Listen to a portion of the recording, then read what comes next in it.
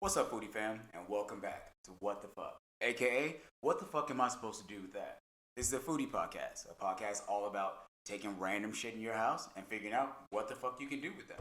I like to think about it as making elevated meals out of basic shit you can already find, wherever else, and shit that won't break the bank, by the way.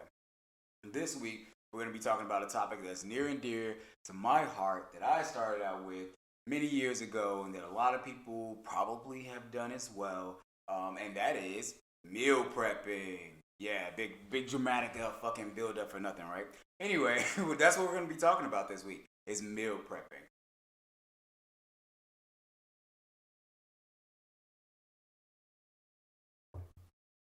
So let's dive into it. Meal prepping. Let's start with what is meal prepping. Basically, if you aren't familiar with food shit, if you're not familiar with the foodie world, or if you haven't even just looked at Instagram, because this shit has been over Instagram, all over Instagram for years, meal prepping is basically getting all your shit ready for the week. A lot of people, especially when we used to be able to leave the house, don't you miss that shit? I mean, don't you miss that shit? I miss that shit. But when we used to leave the house, a lot of people who had busy lives and jobs and kids and dogs and shit to take care of, we basically meal prep to get our shit ready for lunch, for the week.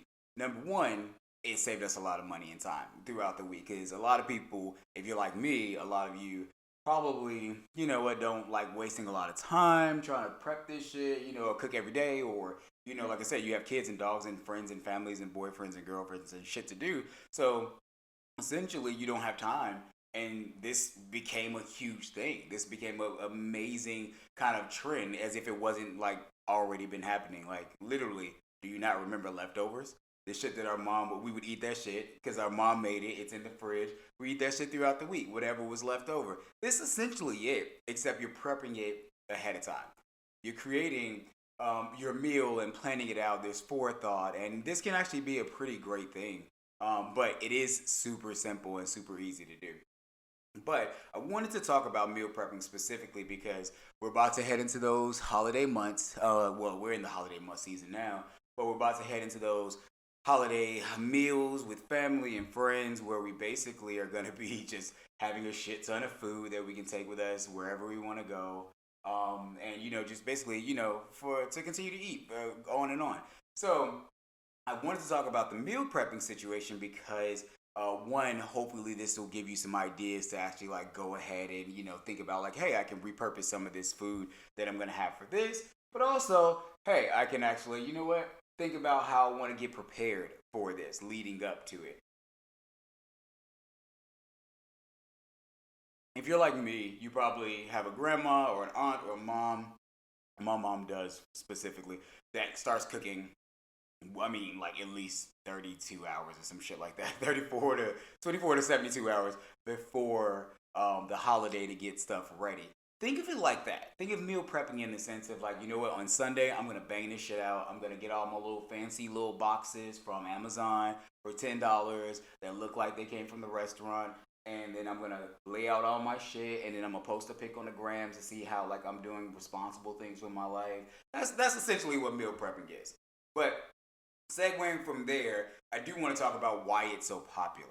So now that we talked about meal prepping itself and kind of got an idea of what it is, let's talk about the why it is literally so popular. So for me, I think I saw the popularity rise when it was, I don't know, like it was a gym thing. So if you're out there and you're listening and you work out too, like I usually work out 5 to 6 days a week, but if you're listening and you work out too, there was this like surge of people trying to like really promote their meal prep kits and talk about how they only eat brown rice and broccoli and chicken, and it sustains them so that they don't have to worry about cooking after the gym and gains and fitness goals and fit fam and all that shit. I saw that start to rise on Instagram maybe about 4 or 5 years ago, maybe a little sooner, but it was a couple years ago. But I didn't think anything wrong of it. I think it was a smart idea. I joined the bandwagon. I didn't post my meal prep shit, but I mean, occasionally, I don't want to be be lying on fucking, recording. But I didn't really dive into the whole fanaticism of it. I guess I think that's a word. Fanaticism. Didn't really get that far, but I saw the potential of it, especially when I was working a day job or am working a day job, and I have to go to work, and depending on what city you're in, lunch can be fucking ridiculously expensive.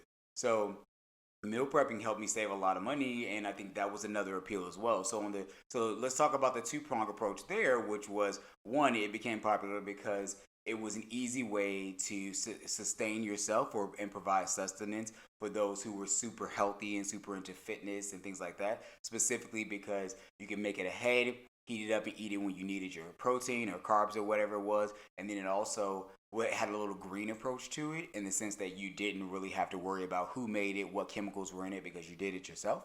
And then two, it's super cheap. I mean, like, I can literally buy in bulk from Costco and then make a 2 weeks worth of meal prep. Maybe not that far out, but make quite a bit. Like $20 could make me lunch for the entire week if I do meal prepping. So there's easy way. Those are the reasons why I think it's been popular in the past, and why I think that even though people aren't pushing it in your face right now, I think it'll still always be popular.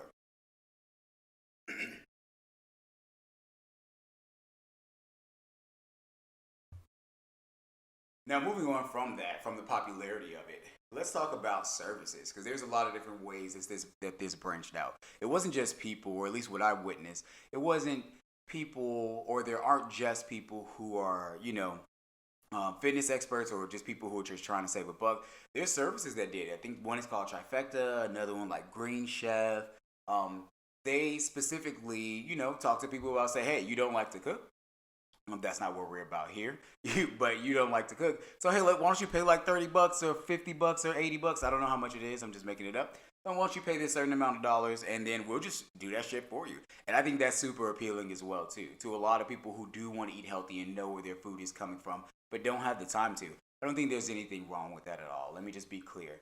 This podcast though, it's all about you learning to cook, about the things you can do with your food. I think that cooking is creative and it's fun, and though it can seem scary when you don't know what you're doing, it is still a great way for you to connect with yourself and know how you feel about certain things, to play around with flavors, develop a strong palate, and mold that into your life. There's so many advantages for you learning to cook, even just the basic shit or knowing what the basic shit is. And again, that's what this podcast is about. So I'm not shitting on the meal prep services or any other service, but I think you get more value in life when you actually do it yourself. That said, back to the services. So nothing wrong with those guys, but I do want to differentiate or call out there's different variations of services. So you have like the green chefs and the trifectas, which I believe do the specific meal prepping for you. Then you have the stuff like the Blue Apron, the services like those guys. Blue Apron is a little bit more like freshly, where they actually send you specific portions so that you can cook a meal for yourself, which I love. But you cook this meal and it's already proportioned out. The recipes, the steps are there and whatnot. So I get it, but I think that, again, going back to what I said, I think you're going to get a lot more value when you can just go to the grocery store, understand how to pick up a tomato and be able to figure out what the fuck you can do with that. And again, that's what we're here for. And if you're looking for recipes, I'll do a shameless plug right now. Check out my website, www, we all know that, ginroecooks.com, GinRoeCooks.com. And there's a blog section called Read Me. Read Me will give you recipes for a lot of the things that I cook, step-by-step instructions, all the stuff you need. It's super easy, super simple. If it's never not simple and easy, leave me a comment and let me know. I will change that shit up because I never want this to get complicated. And then if you're just looking for some inspiration, check out the Eat Me section. It's literally food porn. Nothing but nasty, sexy food porn. All the steaks and the pork chops and the green juices and the salads, all the shit that I eat is going to be up there, and I think you'll eat it too. That said, we're going to move on.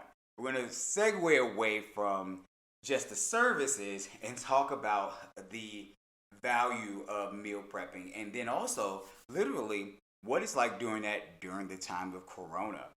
So I'll start with the latter. During Corona, I did a shit ton of cooking. I've been doing a shit ton of cooking. Actually, this podcast came out of being stuck in the house and wanting to express more of myself because I like to talk sometimes. especially when I got a nice drink. Hear the ice rolling around in my glass. If you can't, I'm drinking a cocktail right now. But during Rona, I literally spent more time at the house, at the grocery store, than I did anywhere else during this entire time, during the last 7 months. I've literally been at the grocery store so much, and I may have mentioned this in the earlier episode, that the guys know me by like first name. They don't make me check my bag. You know, I live in the hood, so they want you to make sure people ain't stealing. They don't make me check my bag and shit. I go in, you know, I get the staples that I need, and it's usually a daily thing. And it started out essentially as, you know what, let me get out the house and go and get a couple things when we needed things. And that was typically when we ran out of shit. But then it became a situation where let me go because I want specific things, and then I want to try new things. And how that all relates back to meal prepping was I was doing a lot of cooking. I cook every day, and I've been cooking 3 square meals a day. So I went from, excuse me. So I went from cooking 1 square meal a day, so that's dinner when I got home from work and stuff like that, to now cooking 3 meals a day. So there was a lot of shit that I was doing often. I was prepping a lot of stuff, and it can be tiring. And so there comes some points where I want to prep certain meals because they're easier to get through and stuff like that. So for me, breakfast is probably it. I like this one thing. Oh shit! This just reminded me of something I used to love. So I had a friend who worked at a company that got free food back in Seattle, right? And so that friend would bring me free food, bring all of us free food, quite honestly, from their kitchen that they were going to get rid of or something like that. So there was this protein bowl that I am obsessed with, and it's so simple.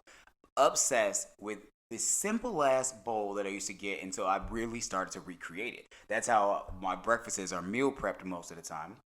But it's basically just quinoa, and I like garlic quinoa. Like, I love garlic, so it was like a little garlicky flavor or something like that. But it's quinoa, and it's boiled eggs and bacon, some green onion, some salt and pepper, and that's it.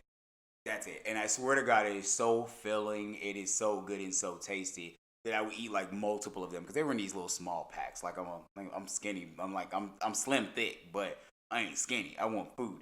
So what I'll do now is I'll just take, you know, that Sunday or Monday or whatever it is I'm feeling it, grab a pack of bacon, grab my 12 pack of eggs, and then cook all that shit up, and I'll have it for the week.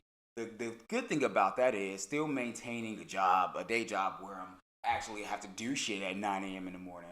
I can pop that shit in the oven, in the microwave, and then I'm good to go. I don't have to worry about anything else. I don't have to make any extra steps, or it takes maybe 15, 20 minutes. Because breakfast is not easy. Not difficult, but that's an extra 15, 20 minutes I can put towards something else. So that's what I see in the value of meal prepping. I think it's time. And on some philosophical shit, time is money, time is power, time is all we have, truly. And I think that the more of that time that we can use efficiently, especially in the kitchen, the better. And that's where meal prepping comes in. So I'm for meal prepping, quite honestly. I prefer to, if I'm doing dinner, I prefer right then and there. But I enjoy meal prepping, and there's a lot of different ways you can do it. All right, so we talked about meal prepping extensively. I want to move on to another topic. But one last thing I'll say about meal prepping. And you know what? I'll save it. I'll save it for the recipe of the day. That'll be the last thing that we talk about today. But back to the next topic. The what the fuck am I obsessed with this week? You guys have heard it before. I love certain shit. I hope you start to tell me about the shit that you love. Leave me comments on my website, on the What the Fuck Podcast Instagram. Shoot me an email at ginroecooks@gmail.com. Let me know what you're obsessed with. But what the fuck I'm obsessed with this week is truffle hot sauce. Yes, truffle hot sauce. That may sound completely ridiculous to some of you, but I fucking love this shit. So there's 2 things about me that you should know. One, I love truffles. 2, I love hot sauce. Well, I love hot, spicy food. So truffles are it's earthy. If you don't know what truffles are, so truffles are a very expensive mushroom. I mean, super, super expensive. I think back in the day they used to use pigs to find them because they were difficult to find, and then now they use dogs in different ways, and I'm not sure if that's up to date. But they're ridiculously expensive, and there's black truffles, white truffles, and then you can put them into a varying, like different condiments that you use. So truffle salt is how I was introduced to truffles. Someone put it on. Actually, it was when I was working at the chopping block of cooking school back in Chicago. There was some popcorn that we would sit out in front of one of the like stores to entice people to come in, and the popcorn had truffle butter and truffle salt on it. When I tell you that shit was so amazing, I was so confused, and I had to be like all of like I want to say maybe 23, 24 when I discovered this. And I was just like, what the fuck is this? This is delicious. And I found out it was truffles. And ever since then, whenever I can use it appropriately, I will use truffle salt in whatever, specifically pasta. I think it brings out some of that richness that we love about Italian food. But that said, over to the hot sauce side. Yeah, I'm a black person. I fucking love hot sauce. Not to say that every black person loves it, but I enjoy spicy food. And that's not just soul food. I love Cajun food specifically, and I think we talked about that on with the cayenne one a couple of episodes back. But I love the like different like Thai food. I love some chili flakes or a red chili sauce or something like that in Indian food. So I love spicy food in general. So for me, this earthiness meets spiciness is perfect in this truffle hot sauce. Let me see if I can grab this specific brand for you.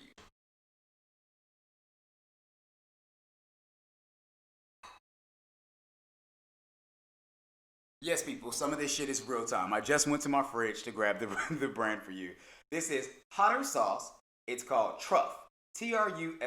It's black truffle infused hot sauce. This shit was expensive though. I went into a grocery store, I saw it, I was like, let me get it. And then I was fortunate enough to just be like, I'm just gonna pay for it. But it was 20 bucks. And if you don't want to spend 20 bucks on a hot sauce bottle and it's only like 6 ounces, then don't. You can make that shit up. But like I said, truffles are expensive. The truffle salt I get is usually about, I want to say maybe $11 for this small ass bottle of salt, whereas you can get, like sea salt for $2-3 now. But I recommend trying it. I think it's super dope. I think it has, like I said, that earthy, spicy flavor. The last thing I used it in was actually chili. I had some leftover chili that I made the other day, and for whatever reason, it didn't have the same kick as the day before. And it's probably because it could have been, leftovers. But I ate it for lunch the next day. Hashtag meal prep. But I ate it for lunch the next day. And I just wanted another like level of flavor. So I grabbed this bad boy out the fridge, dumped a couple spoonfuls in there. Boom. It was like a whole new fucking bowl of chili. It was amazing. So I definitely recommend Truff hotter sauce. It's amazing.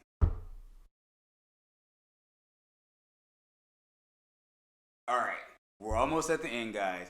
And what we're going to do now is second to last topic, which is what the fuck featured item of the day. So this, I'm just going to go over to the fridge right now, real time, again, and I'm going to grab something random and I'm going to talk about that.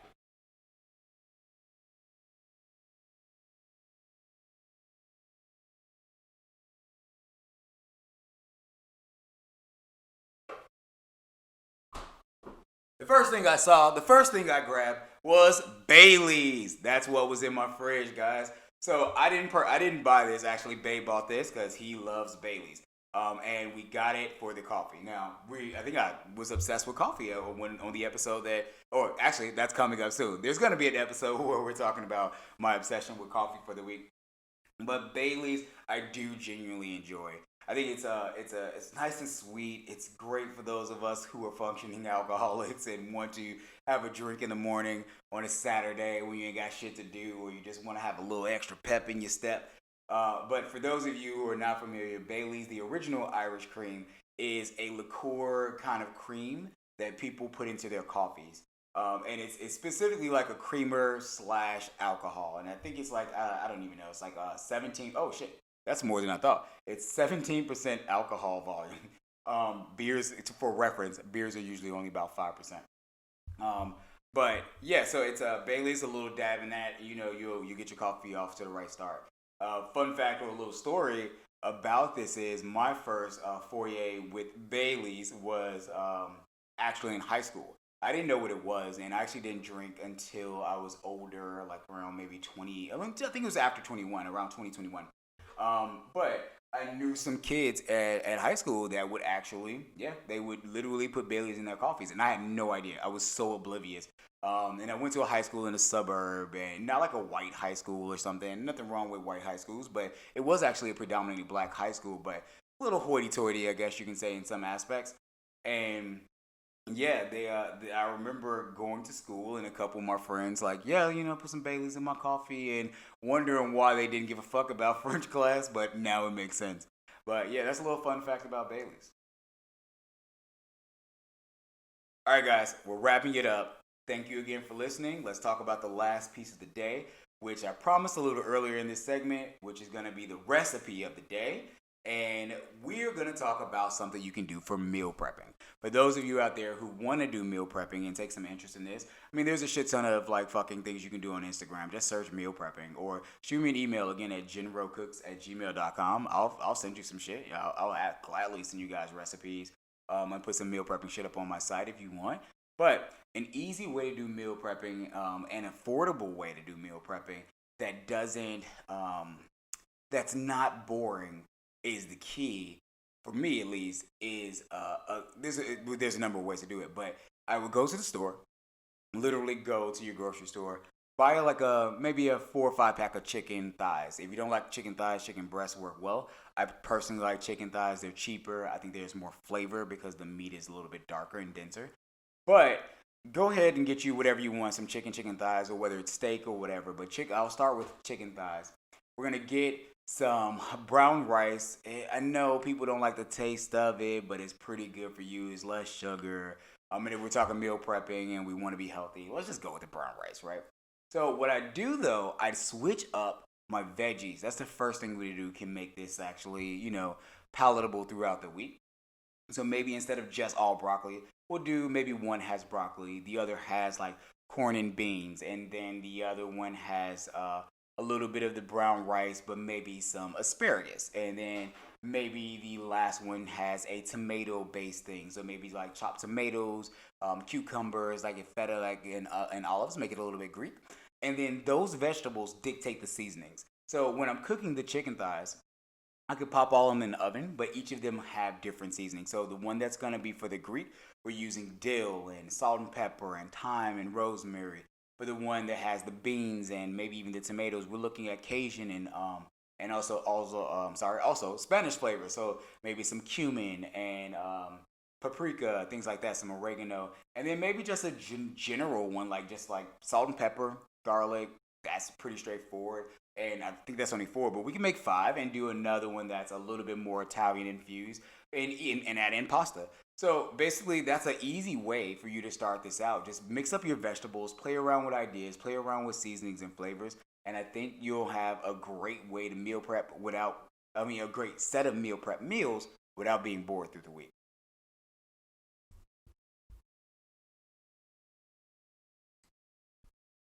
Okay, guys, that's it. Thanks again for listening. Thanks for coming back. Come back next week as well. We're going to be talking about more dope ass foodie shit, and I hope you enjoy this episode. You can check out the podcast wherever you stream, so YouTube, Spotify, Apple Podcasts, a couple other things, but most importantly on the HausHill network, so download the app. You can also, again, go to my website for any foodie kind of like news or recipes, which is ginroecooks.com, GINROECOOKS.com. And then you can also shoot me an email at ginroecooks@gmail.com. Thanks again for listening. I'll talk to y'all later. Peace. It's only entertainment.